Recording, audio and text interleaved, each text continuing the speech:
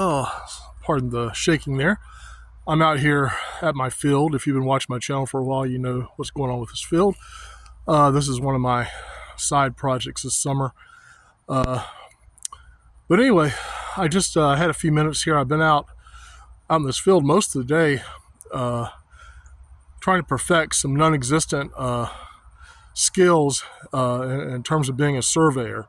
I found out that, my skills this morning were non-existent, and I'll tell you right about now, I think I have fewer skills than I had earlier.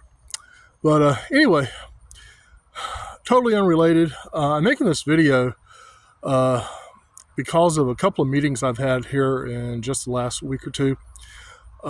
As people that have watched this channel know, I am not a professor, but I'm a visiting lecturer with a couple of different universities. And I've caused some of these professors to almost have heart attacks, because one of the programs I lecture for is an entrepreneurial program by a national level university. And the program is full. I like the school, don't get me wrong, I like the school a lot, but I've never been a fan of this program because they defined entrepreneur as somebody who's out here trying to build the next Instagram, the next Temu, something like that. They're going all in on talking about venture capital, private equity, angel investors, and for most people, that's never going to happen. That's like telling your 6-year-old son that he's going to be an NFL quarterback. When he turns 22, the chances of that happening are virtually zero. It's just a lightning strike or a lottery win for that type of thing to happen. I've been an advocate for the last 5 or 6 years that I've been lecturing for them to talk about some of the opportunities that are available on a smaller scale that can provide a 6 or even 7-figure income without having to jump through a lot of hoops, give up a lot of equity in your company, and also without the high likelihood that you'll never be successful, that your company and your organization will not survive this whole growth process that seems to lead them to their idea of success. So anyway, I'm not sure even how that fits into what I want to tell you, but there is a connection here, and the connection is this. Again, for people that have been watching my channel for a couple of years, you all know I have a shit ton of education. I have multiple master's degrees. I have a couple of doctorates, and I have never done one thing in life that I think benefited tremendously from any one thing I learned in school. Now, but with that said, I'm a tremendous believer in education. And up until just maybe 10 years ago, if someone had asked me if they should go to college, it would have been an unequivocal yes. 100% go to college. Maybe take a gap year if you want to. That helps. You learn a little bit about yourself, what you are interested in, and then study those things. Study the things that interest you. But in the last 5 years, I've been a little shakier, and I do have people ask me every year about attending college. Well, okay, now I'm going to leave that right there. I'm coming back to that, so don't think I'm just completely losing track here. I have been using what was described at the time as AI, going back as far as the mid-90s. It wasn't AI. It was not machine learning. It was just algorithms with different levels of sophistication. But it definitely wasn't AI, at least not as we've come to know it. And about 3 or 4 years ago, a friend of mine asked me, about ChatGPT and if I was using it. I said, no, I haven't used it. I told him what I just told you. I said, I've messed around with this AI stuff before, and it just always left me feeling kind of disappointed. He says, well, you should try this. So this was about 2000, I'm going to say 2022, maybe 21. I tried some ChatGPT, for a few months.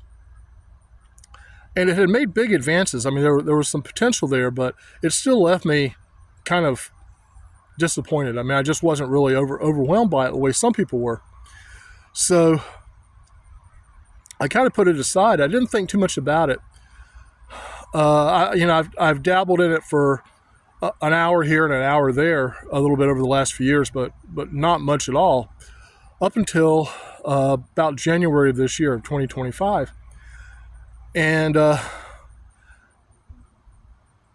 mean, just I'm trying to think of a rational, calm way to say this, but my mind has been blown. I mean, it's just absolutely amazing the advances that have been made in just the last 2.5, 3 years. And I've done a deep dive over the past maybe 3 months into AI. I've had the opportunity to attend some masterminds with people that are innovators in the AI field.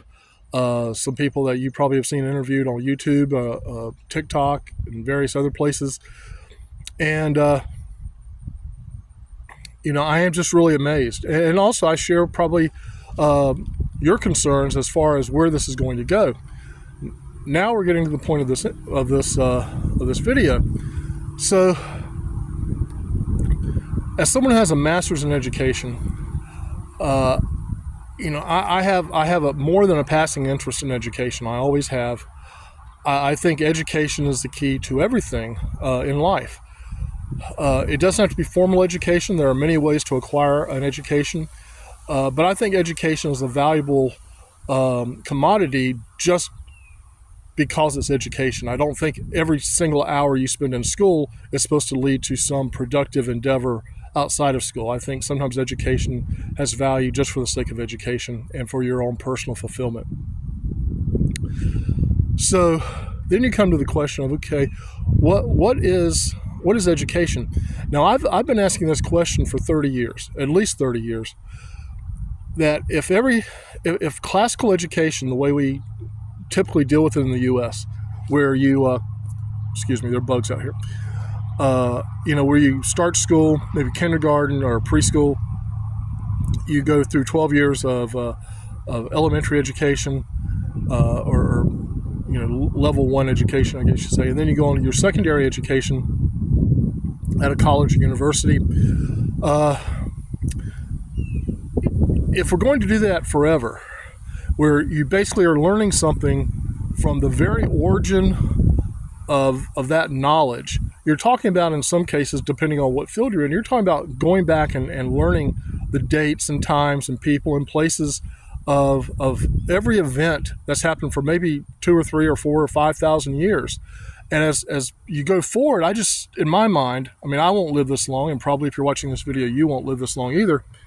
But in my mind, I thought, well, that's going to hit a wall at some point. I mean, you're going to get to a point where in order for someone to get to a professional level of education so they're ready to enter the workforce in their chosen field, they might have to be 35 years old. I mean, it's just, you can't just keep piling on more and more information. So the question that has come to my mind, and I've dealt with this a little bit over the last few weeks in some professional conversations, is what if education were to suddenly be flipped on its head? And for the record, I think we're there. But flipped on its head, in that you're not going to teach facts and figures. You're not going to expect somebody to memorize every general in the Civil War or dates and times that battles took place. You're not going to expect them to memorize the names of the Japanese warships that attacked Pearl Harbor, so on and so forth. You're going to teach them how to write prompts and how to use tools, and the tools will be AI. At that point, you're looking at the potential to take someone who is just literate, someone who has good language skills, they can read and write. Let's just say someone at the high school level, and you're ready to turn them loose into the world, and they can use AI, if not in its current form, in a form that I can easily see happening in the next couple of years. You can turn them loose on the world, and they can be productive and successful in almost any field. That's a shocking thought. If you're an educator and you're watching this and you haven't had this thought before, back up about 45 seconds and look at what I just said. Your mind will be blown too. I mean, the potential here is just incredible. It will change the way we teach people. It's no longer about facts and figures and dates and times. It's about tools. And you're going to teach them how to use the tools to access the dates and times and facts and figures and so on and so forth. And that's going to be education for the future, in my opinion. And I think we're going to get there very, very quickly. The problem is this, or actually this is a little bit of a tangent, but not much of one. I was going to do a separate video about this, but I'll kind of pitch it right now. So over the last 20 years, the cost of higher education in the U.S. but around the world, but in the U.S. in particular, has risen much, much faster than the rate of inflation. So now even people coming out of state schools, and in North Carolina, we have an excellent university system, a state university system and community college system. But for the people that are getting four-year degrees, they're coming out of school with usually north of $30,000 in student loan debt, and $40,000 to $45,000 is not unusual. And if they go on to graduate school, they can easily top $100,000. But here's the dig. In the last 15, well, let's say in the last 20 years, each subsequent graduating class has walked into an ever more difficult employment situation. You can talk about us being at full employment, but they're not measuring employment the way they should. And I'm not pointing fingers at Trump. I'm not pointing fingers at any administration. The U.S. has always had a blind spot when it comes to unemployment and the unemployment rate, and that is if you are not collecting unemployment, you are considered to be fully employed. Well, since the banking crisis in 2008, when so many people lost their jobs, states cut way back. Almost every state in the country cut way back on the length of time you could receive unemployment. North Carolina used to be 52 weeks. And then at some point they cut it to 26, and now it's 13 weeks. And it doesn't matter if you've been employed for 20 years and you've never had a claim, you get 13 weeks now. And if you haven't found a job to replace the one that you left, or the one that a company went out of business, or for whatever reason that you found yourself unemployed, if you haven't found a job in 13 weeks, you fall off the unemployment rolls in this state. And then by the federal government standard, you are considered to be employed. You are no longer counted among the unemployed. So, in my opinion, and I've looked into this pretty deeply, this isn't just completely something I'm pulling out of my butt, I think the unemployment rate has been underestimated for about 15 years in a pretty significant way. I would, whenever I hear about unemployment rates, national unemployment rates, in my mind, I'm always adding in 2 to 3% on top of whatever they're claiming. And in some cases, on a regional basis, I may be adding in 10%. I mean, it just depends. But I'm coming up with that conclusion based on a number of factors, and that is that 1 year after graduation, the four largest employers of the newly graduated college degreed graduates, bachelor's degree graduates, is not in this particular order, but you'll get the general idea. But it's Starbucks, Walmart, the U.S. Army, or the U.S. military in general, and ride-sharing services, Uber and Lyft. If you're a college grad and I don't think you went to college looking forward to a career driving Uber and Lyft for what most people say is something in the neighborhood of $9 an hour net. I don't think you thought of folding clothes at Walmart as being your career goal, but that's where you are. That's what's happening. So when I see people doing things like that, I assume that they're in a very tough place. Well, with AI, and where it's at right now, just today, with AI, most entry-level jobs, a significant portion, 60 to 80%, could be done away with in the next year. And the companies that I consult with throughout the summer, they are holding back on hiring for that very reason. Some of them had planned to hire 100 people, they may be hiring 50 now or 25 because they think that they can replace those other positions with AI.